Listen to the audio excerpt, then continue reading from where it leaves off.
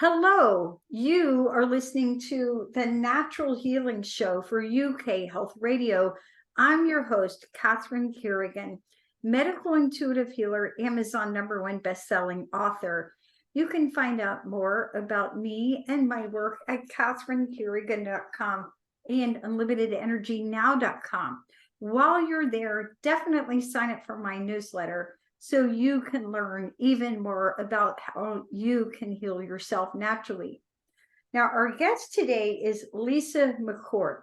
Lisa McCourt is author of the book, Free Your Joy, the 12 Keys to Sustainable Happiness. And you can find out more about Lisa McCourt and her wonderful work at her website, lisamccourt.com. Welcome, Lisa McCourt. Thank you so much, Catherine. What a joy to be with you today. Now, Lisa McCourt, what exactly is joy?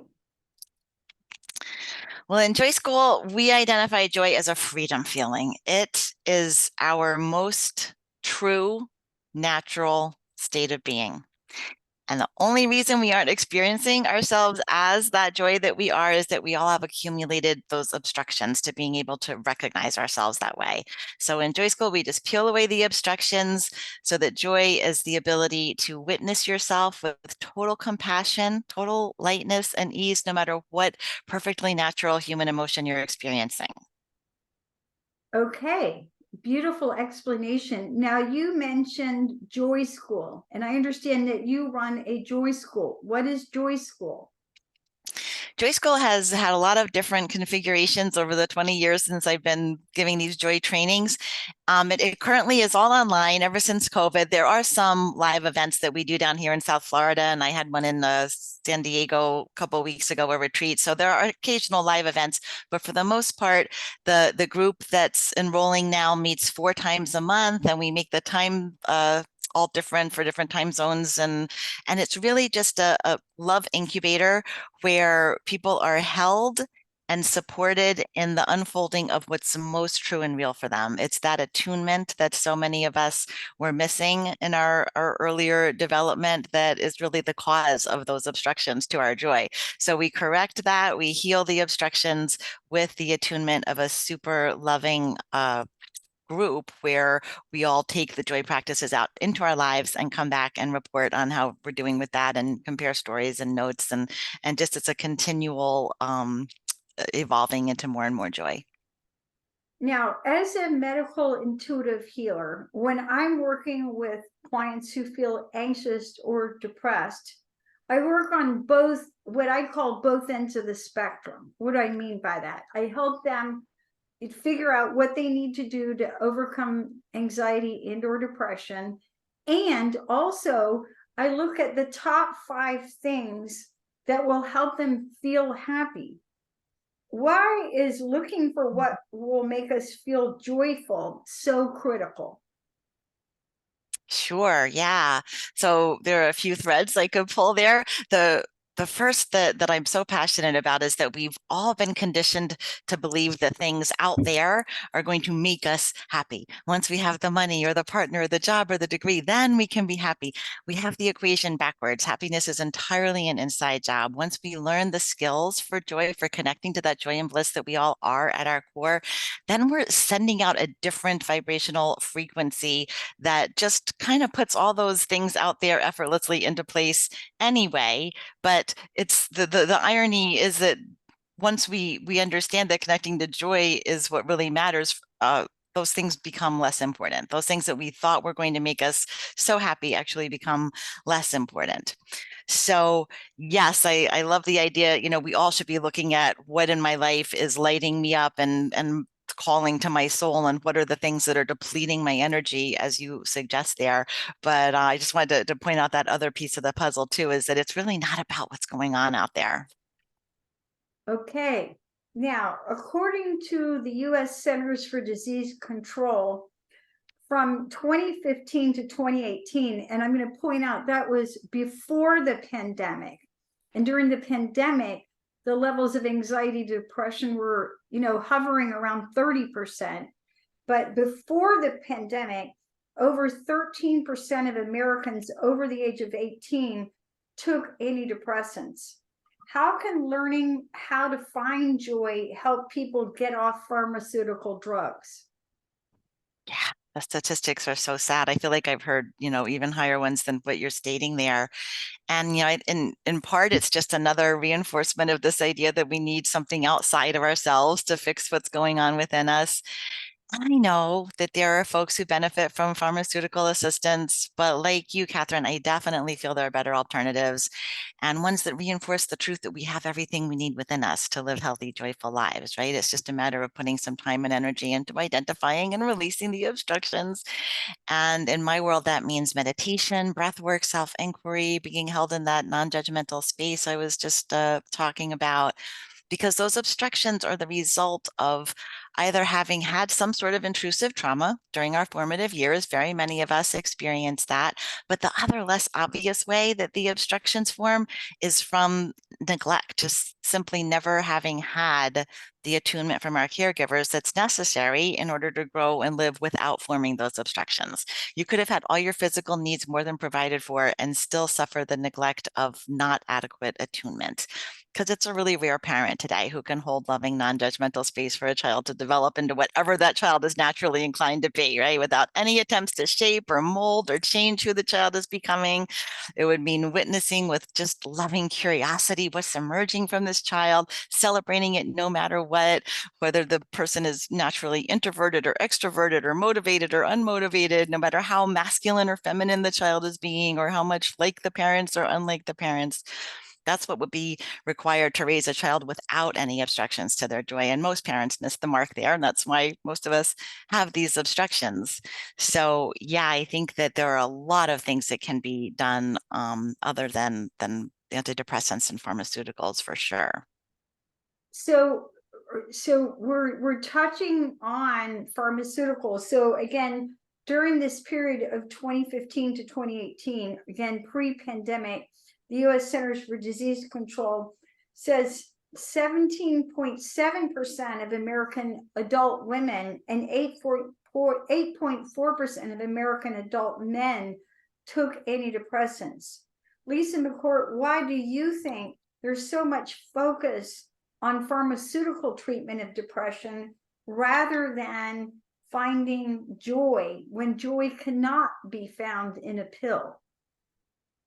Yeah, I think it's representative again of just how conditioned we all are to seek happiness outside of ourselves where it can never truly be found.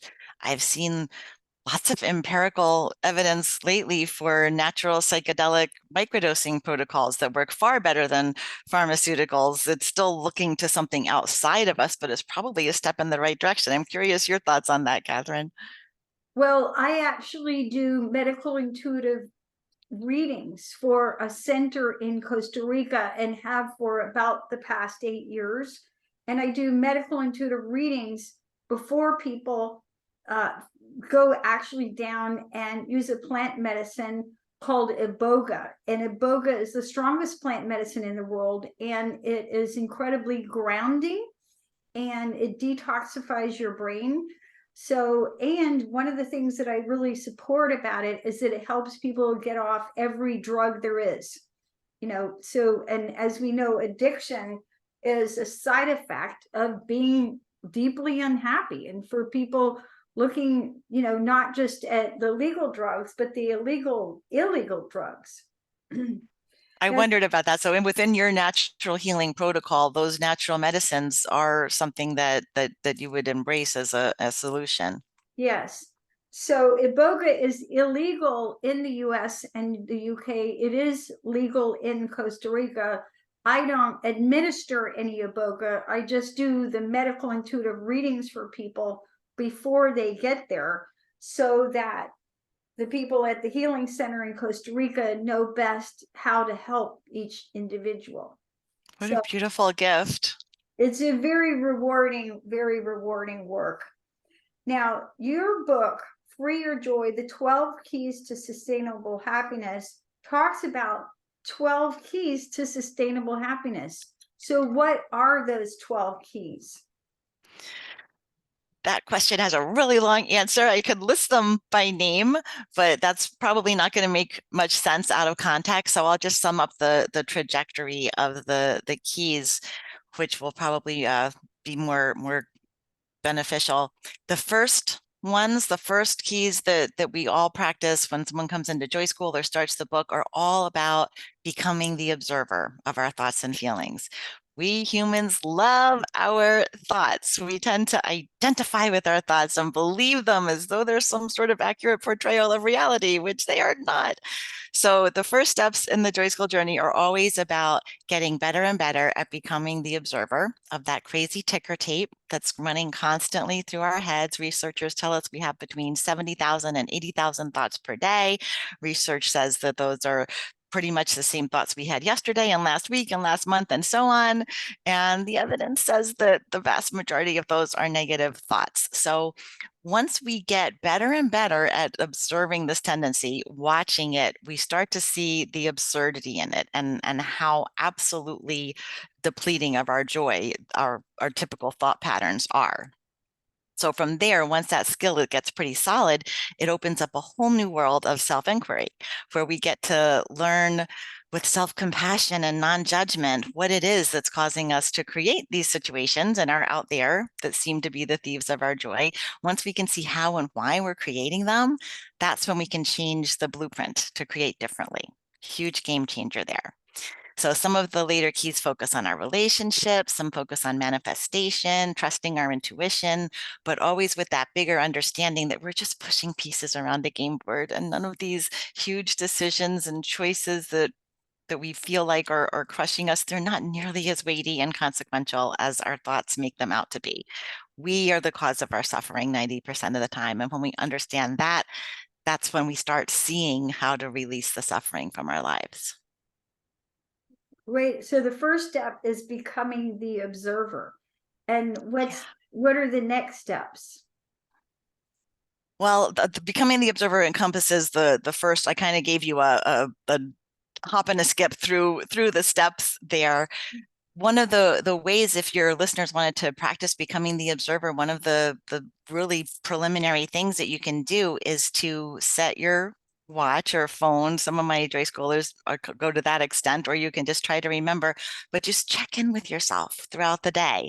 I always say a minimum of 3 times in the day and more if you can, and just ask. You want to just like go inward for a moment and ask, darling, what are you feeling? I always have my Joy Schoolers start using terms of endearment with themselves, with that voice in their mind. And that's hard for a lot of people because those voices in our mind that talk to us don't always talk to us kindly. So one of my Joy Schoolers would just break into tears every time she tried to call herself darling, but just darling, what are you feeling? And then notice the tendency to judge our feelings, to deny them, make them wrong, and consciously override that tendency so that we're just noticing with compassion whatever it is that we're feeling. And then, darling, what do you need? Because very often it's so easy to meet our own needs. We just don't take the time to get that clarity around what might make us feel better. We might just need 5 minutes to be alone and quiet. We might need a little nap. We might need to open a window and let some fresh air in. We might just need a cup of tea. And sometimes when we ask, darling, what do you need?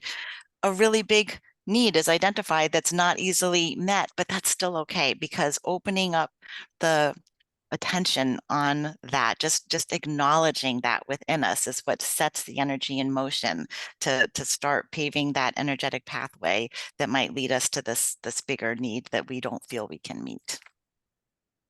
Okay. And once we get good at becoming the observer, what are your next steps in the 12 keys to sustainable happiness? As I said, one of them is about building our intuition. We have a whole key developed, devoted to listening to that voice, because we all are intuitive. We all have had intuitive hits. We all know, what that is and feels like, but it's so not something that's acknowledged or praised or that we've ever gotten kudos for, most of us in this world that we live in today. So I always talk about how your attention is your most valuable commodity. Your attention is how you build anything in your life and how you deplete things in your life. What we're giving our attention to is always going to grow. So once we start paying attention in specific ways to our intuition, we'll be able to see it where it's already working in our lives, and that acknowledgement really cranks it up. That's something that I came relatively late to in my spiritual journey. I thought people who had psychic abilities, intuitive people, that was just some amazing skill that some people are born with. So I'm a relatively recent convert to this idea that it's something that we all have the ability to work that muscle. So there's a key dedicated to that. As I said, there's a key dedicated to relationships, which is a lot about shadow work, recognizing that not only our relationships with the people in our lives are mirrors for us, but everything in our life we're in a relationship with, right? You're in a relationship with your body, you're in a relationship with your house or your home or your car. And wherever we're feeling like our joy is being depleted, dragged down, it's just showing us where we've got some unhealed frequency in that relationship. So we have specific exercises that we do, meditations that we do to heal our relationships with different aspects of our life. And it's really almost the same as how you would heal a relationship with a person. It's about forgiveness work. We all know the power of forgiveness, right? It's not about letting the other person off the hook or making it okay, whatever's happened. It's just for us. When we're carrying that resentment, when we're carrying that judgment, that's what's pulling down our vibration. So we have a lot of processes for healing relationships with different aspects, and especially these abstract constructs, right? Like we have a relationship to romance, we have a relationship to money.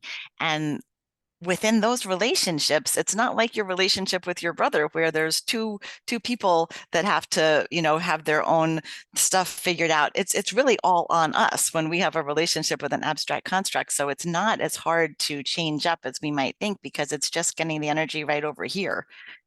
Money isn't bringing anything to the relationship it has with us. It's all what we bring to the relationship with money. Okay. And with that, let's take a break and listen to a message from one of our commercial sponsors here at UK Health Radio. My name is Catherine Carrigan, medical intuitive healer. We're listening to Lisa McCourt talk about joy.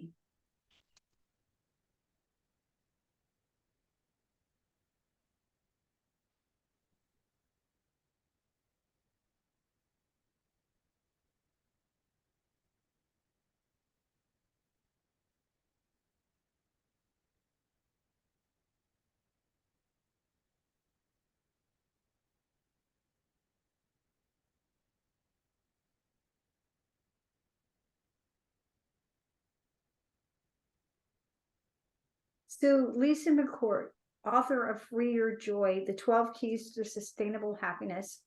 Here at the Natural Healing Show for UK Health Radio, I have the great privilege of interviewing experts such as yourself about all sorts of subjects on natural healing. And one of the people that I've had the privilege of interviewing was a gentleman who founded an app called Joy Plus. And in his opinion, the two key aspects to joy were gratitude, and we understand gratitude, but also optimism, which is having something to look forward to, even if it's like, I'm really looking forward to petting my puppy in the morning, or I'm really looking forward to that cup of coffee, or taking a walk in the beautiful fall sunshine. So how do gratitude and optimism contribute to our joy? 100%, of course. And with the case of gratitude, it a lot of times we almost kind of like that word almost gets cringy because we're not having authentic gratitude where we feel like we should, right? I should be appreciative that I have a roof over my head. A lot of people don't. I should be appreciative that my body works in the ways that it does, even if my knees are busted, whatever it is. So I think that with gratitude and optimism, we have to find the inroads to where it's authentic, because just paying lip service to either of those things is not going to shift our energy. It's not going to really do anything. Sometimes it can do the opposite if we're judging ourselves for not being more naturally optimistic or more naturally joyful.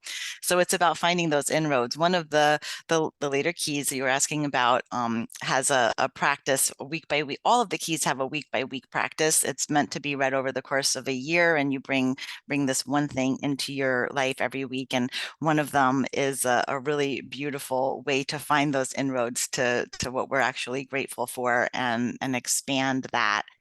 And with optimism, yeah, they say that there's some genetic coding for optimism, about 50%. They say is inherited, whether you have an optimistic or pessimistic outlook. But even that is so challenged now by epigenetics, by pioneers like Bruce Lipton and Greg Braden and Joe Dispenza. They're showing that even if we had a genetic disposition toward pessimism, that's malleable. We can change that. It's still a muscle that we can build. It's still something that with a little commitment, with a little dedication, we can elevate for ourselves. And it comes down to where we're placing our attention, because we all have things in life that we could look at that make us really happy. And we all have aspects of our life we could focus on that are going to drag down our vibrations. So I love both of those. Now, as you mentioned, so many of us, when we want to feel happy, we focus on the outside. We try to change the way that we look, or we get a new job, or buy a new car, or get a new partner. In your opinion, why is joy an inside job? Yeah, because all those things that we think we want, they're just ever morphing carrots at the end of the stick, right? We think we want it, and we all can relate to this of oh, all I wanted was that one thing, and we get it, and then we tend to put them over here. It's like, oh, I finally have a loving partner, put that over here. Now I need a house. Oh, I got the house. Okay, put it over here. Now I need that income stream. Okay, I got to have steady income stream, and we just sort of like shove it aside so that we can put all our attention on these things that I don't have yet, or these problems I have to solve.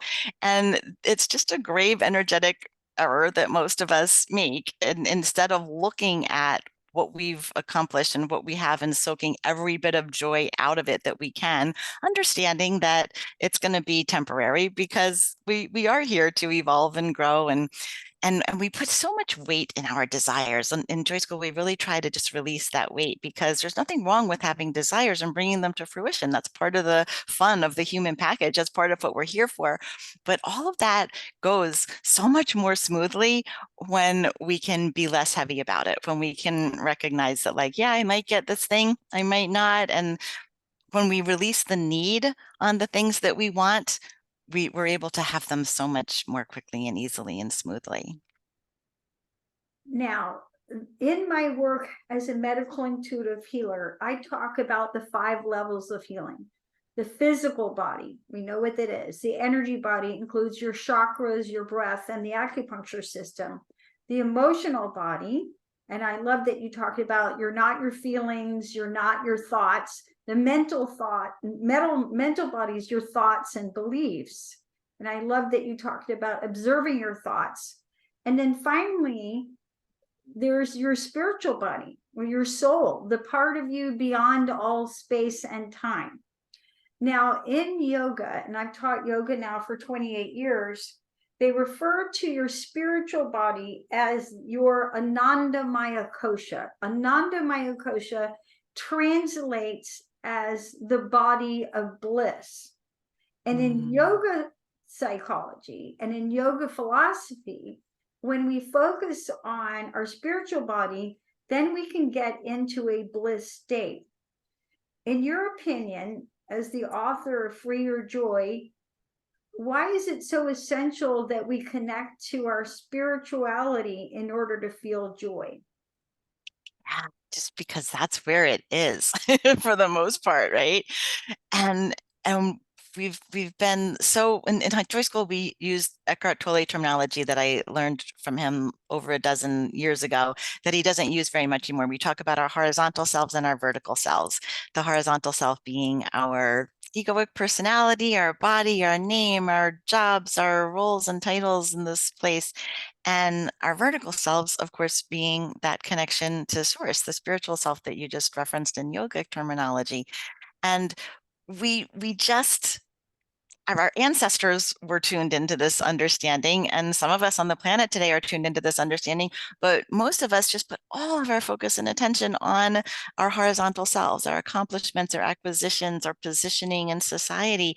And once we do the little bit of work and poking around required to recognize how flimsy and meaningless all of that is, when we can divest ourselves more and more of that self-importance as this horizontal identity that we've just made up for ourselves, that's when the spiritual nature naturally has the opportunity to come into our experience more, right? We all have a soul. There's not a single person walking the planet out there without a soul.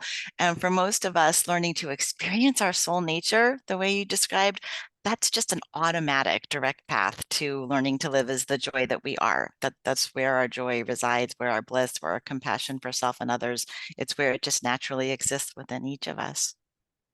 Now, in your book, you talk about how people have a joy set point. So just like you have a set point for your body weight, how can we raise our set point for joy to feel happier all the time? Right.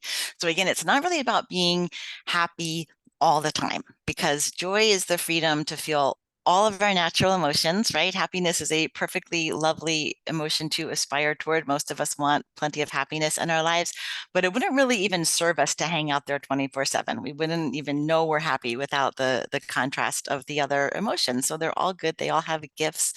And when I talk about the joy set point, it's that baseline default setting where our happiness is always going to come to rest, where our joy is always going to come to rest. And we learn it really, really early on. It becomes the framework that we go on to create and manifest our life from. And it's inherited from our caregivers. We get the messaging from our society, from our neighborhood, from school, sometimes from a religion, about what is the level of enjoyment and happiness that we as a single entity here in this plane deserve, and that we should expect. And that's what feels familiar to us. And the tendency to go back to that default setting is stronger than our desire to be happier.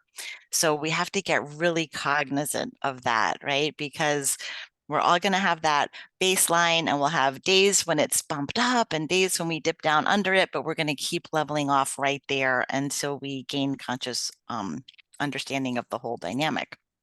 So looking at what the factors were that created our own personal set point, getting clear that those factors were just interpretations we absorbed during those formative years, that's what allows us to start to change the framework. When we get clear on how arbitrary those early formed beliefs are, we can get proactive in creating a new framework. Now, a lot of depression, and this is what I've discovered in my work, and 2 of my 10 books are about how to get out of depression naturally without drugs. The most recent being Banish the Blues Now. So what I find when I'm working with people with anxiety and depression, that a lot of depression is simply the result of constant pressure, whether it's self-induced pressure, pressure to be more, to have more, to get more, or pressure from the outside, right? So how can choosing a life that is simpler and less stressed empower us to feel more joy, in your opinion? Yeah, I think that goes back to how we're all creating our own suffering. No, nobody wants to look at that or acknowledge that, but it's actually very freeing when you can acknowledge it. We're all tribal creatures by nature. We all crave acceptance and approval from the tribe, whatever our tribe is. And we've collectively created this culture where no amount of accomplishment, no amount of achievement or acquisition is ever enough. We subscribe to this ridiculous notion of scarcity, where competition is somehow supposed to ensure that we get ours, right? And it's a completely false narrative. And we've all pretty much bought into it, but it keeps us on that hamster wheel, keeps us externally focused, where we're never going to be able to recognize the truth of the joy and bliss that we are at our core. So I absolutely agree that simplifying, deleting a lot of our artificial busyness, will be always a boon to our joy. And I think some folks stay busy, stay on the hamster wheel because they have a subconscious fear of the stillness too. And stillness is where we gain clarity around what's true for us. Lots of people, I think, are afraid to find out what that is. So they keep themselves perpetually distracted. So yeah, when you first delete some of that busyness and you're faced with more stillness, it can be uncomfortable for some people at first. And the goal is to push through that discomfort because the joy and bliss is waiting on the other side of it. And with that, let's take a break and listen to one of our commercial sponsors here at UK Health Radio. You're listening to Catherine Carrigan, medical intuitive healer, and I'm interviewing Lisa McCourt about joy. We'll be right back.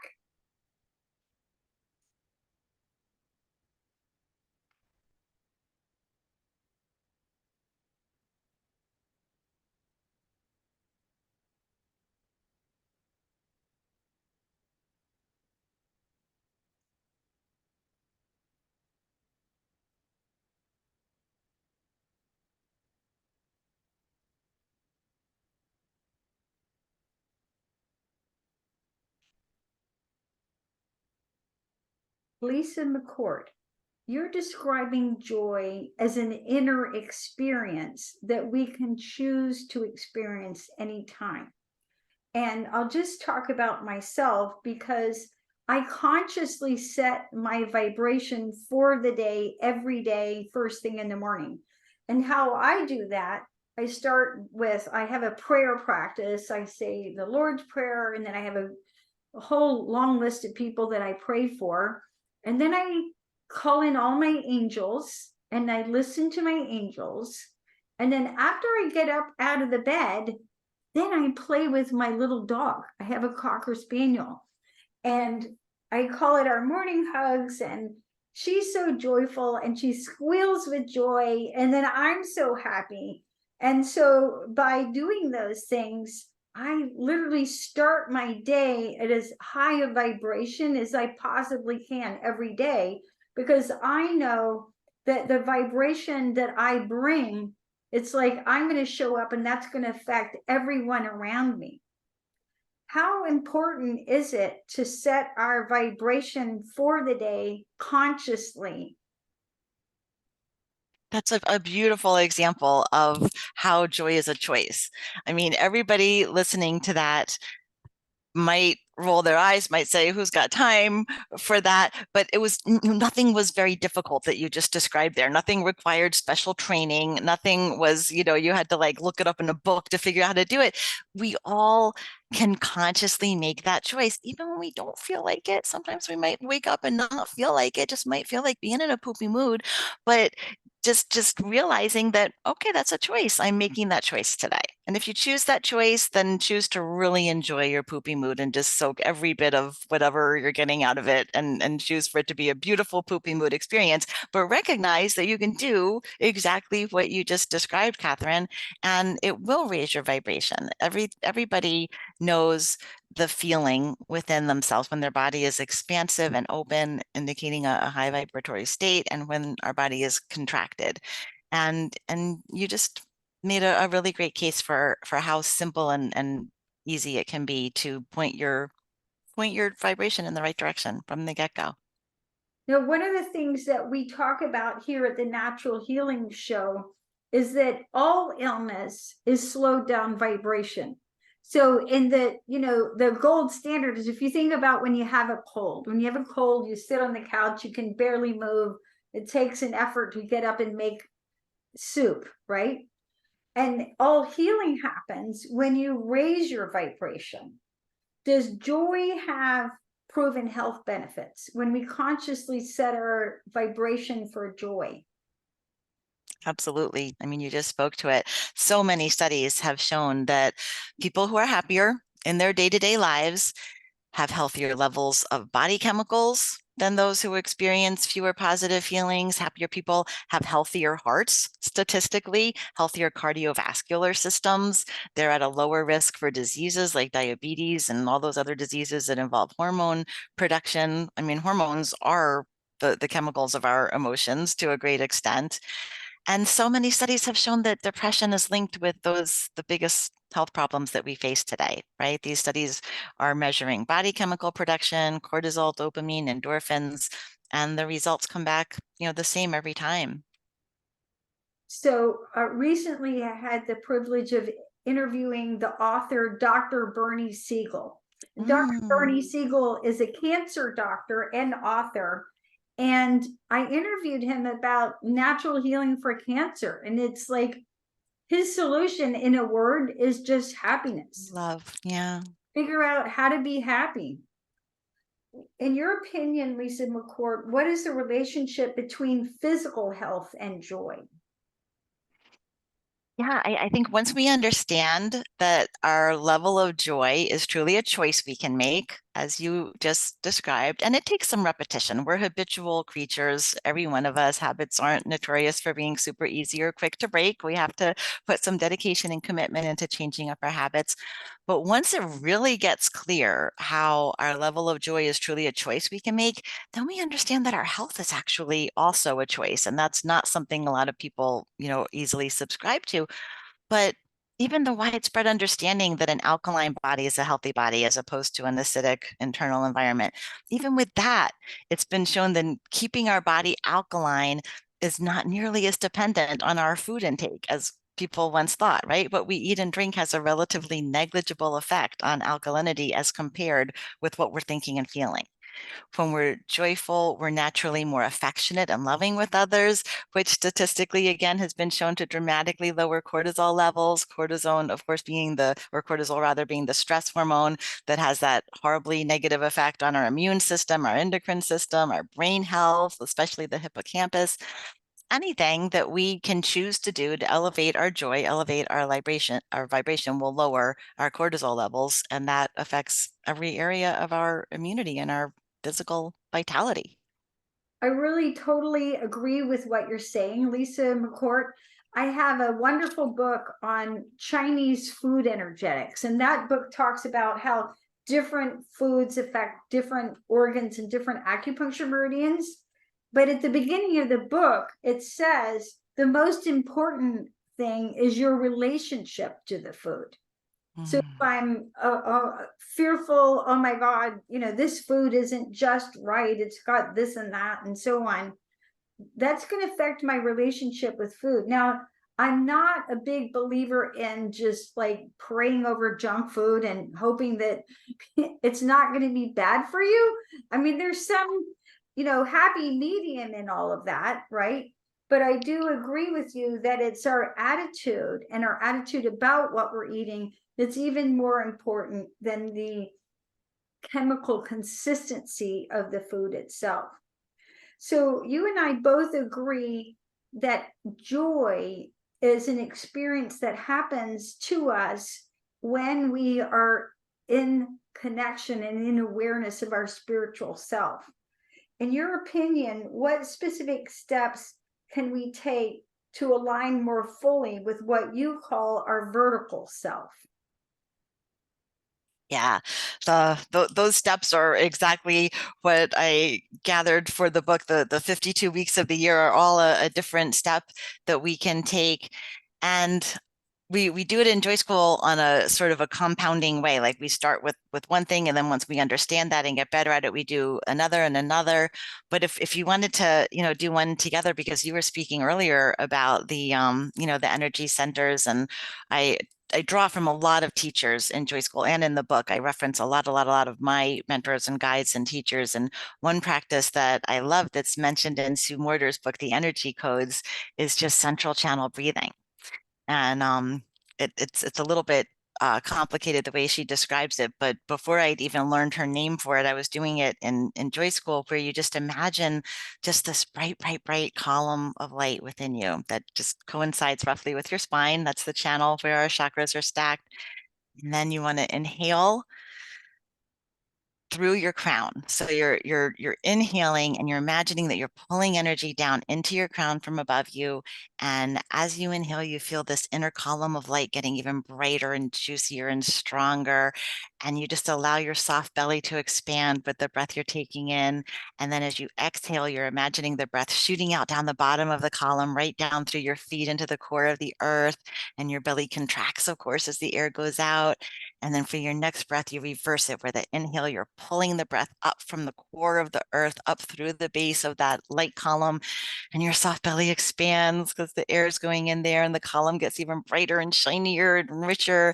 And then as you exhale, the breath exits through the crown and goes all the way up to source, God, divinity, whatever feels comfortable for you. And then you just repeat that again and again so that it just, the breath is just going up and down, connecting you to the core of Pachamama and all the way up to however you interpret God, source, divinity. And it's a practice that brings your focus away from the external, away from that horizontal self concerns. It brings you into your inner essence, your chakra channel, where your soul resides. I love, Another, and yeah. Lisa McCourt, I love that you're talking about light. So recently I had another guest who is due to be interviewed on the Natural Healing Show. And she sent me an email right before her interview and said, you know, with all the events going on in the world right now, I just really can't be on your show. And I emailed her back and I said, I do understand. And in my opinion, the world needs healers now more than ever before. And I said to her, only light can drive out darkness. Only light. And in my humble opinion, not that I'm right, not that I know anything, when we focus on the light that we are here to bring, and each of us has a different light, whether it's the light of kindness or the light of healing or the light of friendliness or the light of compassion, or Lisa McCourt's talking about the light of joy.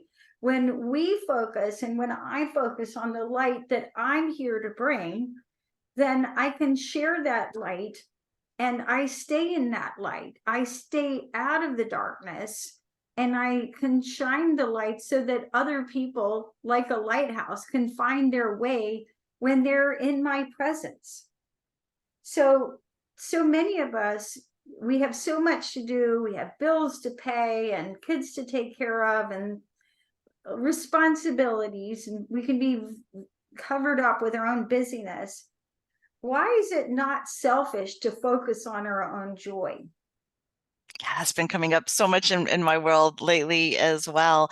I had a discussion, a podcast interview yesterday where we were talking about Stephen Mitchell's Diamond Sutra, where he makes, or his interpretation of the Diamond Sutra, where he makes it so clear that what no matter how much charity work we do, no matter how much we give, no matter how much we focus on this never-ending game of whack-a-mole of solving all the world's problems, none of it could compare to awakening the light of transformation within our own souls, that we do more service to the world, to the collective energy, by focusing on what's within us than we do with all the charity that we could possibly do. Which doesn't mean don't reach out and don't help and don't give money or services or anything that you're called to do, because that's what we're here as part of the oneness, the human collective, to do, is to help one another. But don't do it at the exclusion of taking care of your own light, because was it Goethe who said if everybody swept their own doorstep, the whole world would be clean? The problem is this world where duality reigns, where concepts of duality are ingrained in all of us. We can't, the only way to break collectively out of this ridiculous notion of duality is to embrace the oneness and the non-duality that we're all working to awaken within ourselves when we do this kind of evolving work. The more we can awaken it within ourselves, we're going to be that light for others.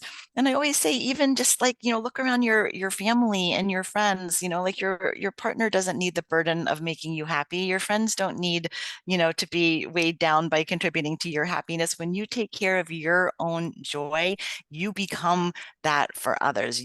Everybody around you is going to have a better day when you're taking care of your joy, from your inner circle to the kid making your deli sandwich. Everybody that you interact with, their vibration is going to be enhanced by what you're putting out there. We're vibrational creatures in a vibrational world. I love what you're saying. And I want to add also, years ago, I read something really wonderful about happiness, and this has always guided my life. And it said that there's three ways to be happy in life: physical pleasure, eating, moving your body, having sex, and enjoying the physical pleasure of being alive in your body. The second way to be happy in life is what's called soul satisfaction. Now, that's going to be different for each of us. So, for one person, it may be soul satisfying to watch NFL football on a Sunday afternoon with their buddies, and somebody else, it might be walking in nature on a beach in the woods. But the final way to be happy in life is with what's called life meaning, which is to find meaning, the deeper meaning in everything that you're doing. And so right now, I think you and I are finding a lot of meaning in the work that we're doing in the world, right? No one can take that away from us. And so my understanding is that as we focus on physical pleasure, soul satisfaction, and life meaning, we can become happier and happier. So, Lisa McCourt, any final thoughts for our audience? Oh, I think we've touched on so many beautiful, beautiful concepts. I think if there's anything that I always wonder if I've said enough about, it's this notion of self-compassion, self-love. Self-love is such a cringy, sticky word these days. I feel like people feel like they know what it means, or some people just, subconsciously don't believe they deserve self-love, or just think that that's for self-indulgent people who are, not me. I'm not a person who needs self-love, but it really is everything. And it really is just about having compassion for exactly where we are, right where we are in every moment that we're there. That's what allows all those stuck energies that we've stored away, all those little mini traumas that we weren't ever able to process properly at the time when we were experiencing them. That's what allows them to release. And where our field gets more and more clear, the more we can have compassion for ourselves right where we are. And if you can't find it, within yourself, get in a community where that's the whole goal, and you can get that support and that help to have the compassion, feel the compassion from others until you can get it set for yourself. You've been listening to the Natural Healing Show for UK Health Radio. I'm your host, Catherine Carrigan, medical intuitive healer, Amazon #1 bestselling author. You can find out more about me and my work at catherinecarrigan.com and unlimitedenergynow.com. While you're there, definitely sign up for my newsletter so you can learn even more about how you can heal yourself naturally. Now, our guest today has been Lisa McCourt, author of Free Your Joy, The 12 Keys to Sustainable Happiness. And you can find out more about Lisa McCourt and her wonderful work at lisamccourt.com. And remember, when you give yourself permission to be as joyful, to feel as joyful as you can, and to raise your vibration, you literally heal yourself naturally, and you lift up everyone around you. Thank you so much for listening, and we'll see you next time.